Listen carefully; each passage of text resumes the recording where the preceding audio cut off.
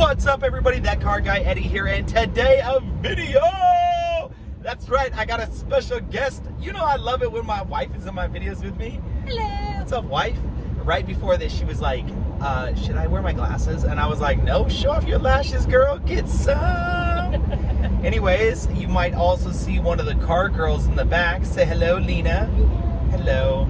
So today is actually a 35,000 mile review of our 2019 Dodge Ram 1500 EcoDiesel. Now, the reason it's important that we film this right now is, one, we're on our way to go trade it in. We're running up to the factory. Why are you laughing at me? Why are you laughing at me? Because we're such car whores, that's why. 100% car whores. We're about to be demonetized now because you said whore. Good job. It wasn't even me. It wasn't even me. Anyways, so we're actually on our way to go trade this in. We don't really even know what we're going to go trade it in for yet, but we'll talk about this in a few minutes. But it's important because I want to say 30,000 miles of these miles on this thing were put on by me, Anissa. Now, first of all, let's talk about why we got the EcoDiesel, and we'll start there. So I guess I should first ask, why the EcoDiesel over the 5.7 V8? Well, first of all, it was reliability. I wanted something that I knew I could drive as long as I wanted to, and I love turbos personally, so I definitely wanted something with turbo, and definitely overall gas mileage. I drive a lot, take the kids all over the place, so gas mileage was very important to me, so that's why I went for diesel. Excellent. And what is, speaking of gas mileage, what is your average fuel mileage when you remember driving the, don't look at mine. Don't look at mine right now. Don't look at mine. So if I'm just on the freeway, like just a freeway, I can get like 33 miles to the gallon. But around town, I definitely got less. So it's probably more around like 15. So my average is probably like 23. Okay. That's good. I have a big commute every day, as everybody knows who watches the channel. I'm always complaining about it. And I average 24. That's my average around town / commute. And my commute's probably 70-75%. Wow, that's beautiful. 70-75% of the time. Well, like I said, I'm driving, so for what it's worth. All right, well, good stuff. Well, what else about this truck is important? First of all, it's two-wheel drive. Why did we use two-wheel drive and not four-wheel drive? We got two-wheel drive because we like to tow. So it got us better gas mileage, and it gave us a higher tow capacity that we could actually pull it. So we used to have a bunch of toys with the trailer, and we like to go camping as well, so we'd be pulling a camper, so we wanted to be able to pull more weight. I'm so proud of you. So I actually 100% thought that you were going to be like, oh, we got a two-wheel drive because it gets better gas mileage. When no, that's not why we bought a two-wheel drive. So you buy a two-wheel drive truck because it's less weight on the truck, which means you can actually tow more. And because we live in the beautiful state of sunny California, it barely rains here and it doesn't snow where we live. So a two-wheel truck has been fine. Two-wheel drive truck has been absolutely fine. But not one time have I said, I wish this thing was four-wheel drive. No, I mean, we've driven it through some like sketchy water situations when it has rained, and it went through just fine, so it's a beast too. Yeah, absolutely no problem. Good stuff.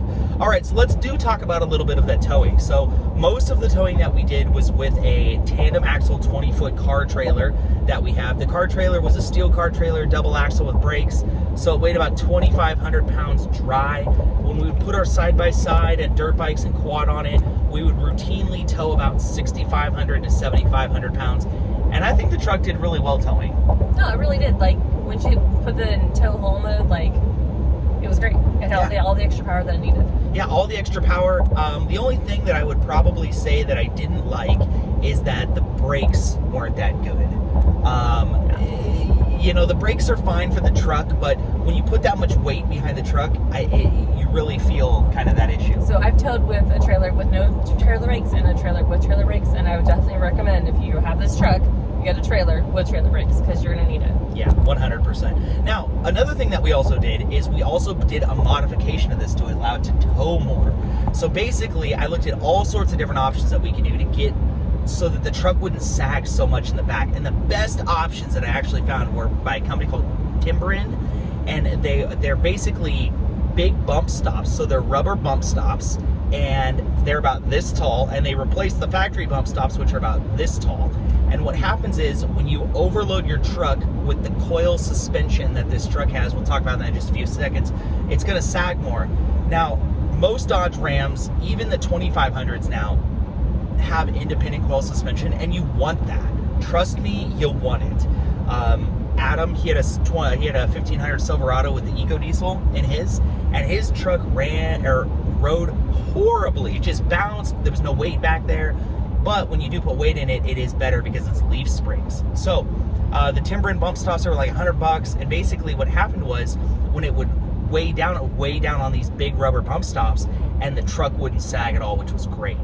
In fact, I think I towed over max tow rating on this thing. You did. So Memorial Day of this year, we towed a 29.9 foot trailer. We had a Pro XP, and it was completely loaded down. The trailer was loaded down with all of our stuff, and we had the truck completely loaded down too. I mean, I had to be 11,000 pounds, 11,000, 12,000 pounds. And we went over the Sierra Nevada from California to the desert. And Nevada. And this thing did pretty well. I will tell you, we were probably at our max tow percentage, because when I was going up some of those hills, it was to the floor and the truck was going 45. That's all it had. We only had one little issue. It started to overheat one time, but it was nothing that I couldn't roll the windows down, turn on the heater, and the truck cooled right down. It was just like a blip. On the way back, it didn't seem to do that at all, but it did make that weird, funny issue that one time. So, I'm going to take it back on something. So when it comes to also why I got the diesel, that kind of made me sad. Like, the con to it was the diesel, the turbo lag. This truck has major turbo lag when you're taking off from a stop. Yeah. So we did get the fuel, what was it? Yeah, we got a pedal commander for it. There we go.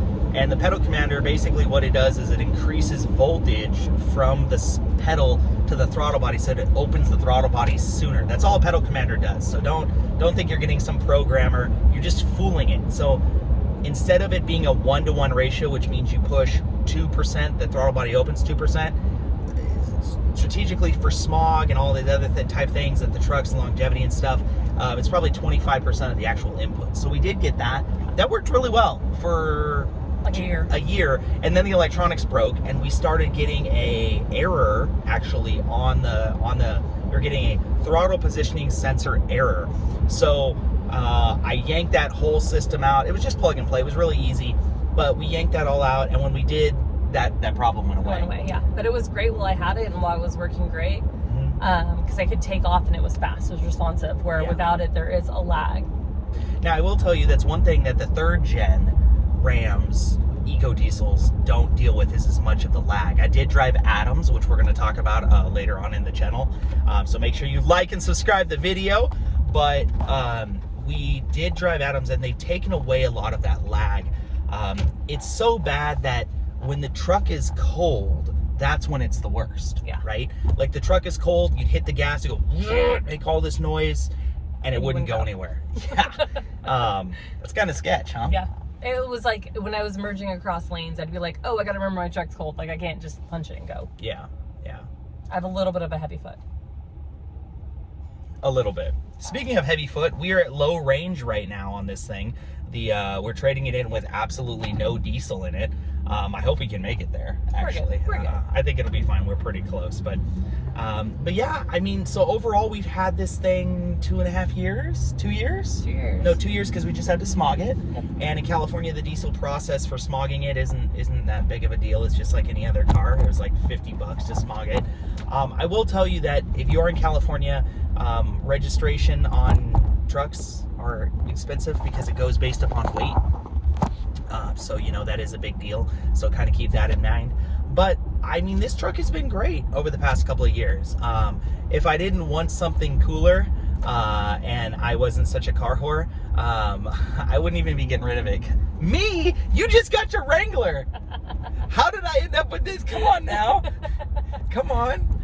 So we traded in the Hyundai on the Wrangler, and I literally drove this thing for like a week, and I was like, oh my God, like, why is diesel like $6 a gallon? I called her and I was like, hey, where's the cheap diesel? And she's like, what do you mean? And I go, well, the cheapest one I found was $5.79. And she's like, that is the cheap diesel. Under $6 like, is good.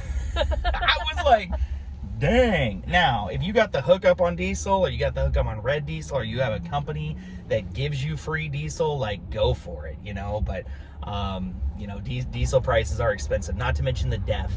Talk about oil changes for a second. Cost of ownership. We bought the prepaid oil package for this, so we didn't pay anything for oil changes. I mean, we financed it, so we probably paid way more than we should for them, but whatever. I did replace a fuel filter at 25,000 miles, I want to say. And I did have some issues with the fuel filter. Finding the right one was very interesting because everybody I went to, it was different. It was too short. When you took off the cartridge and you actually got it out, it was too short. Oh my God. I think it's because we were the Classic. I'm going to run this light here.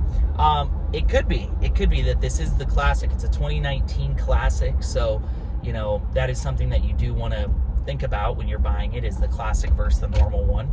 But other than that, if you had to give this thing a grade, because we're coming up here on time, if you had to give this thing a grade on a buy it, lease it, rent it, or stay away from it, what would you give it? I'd buy it. You'd buy it? Loved the truck. It was great. It held everything I needed to. It took the whole family around. I could go wherever I wanted comfortably.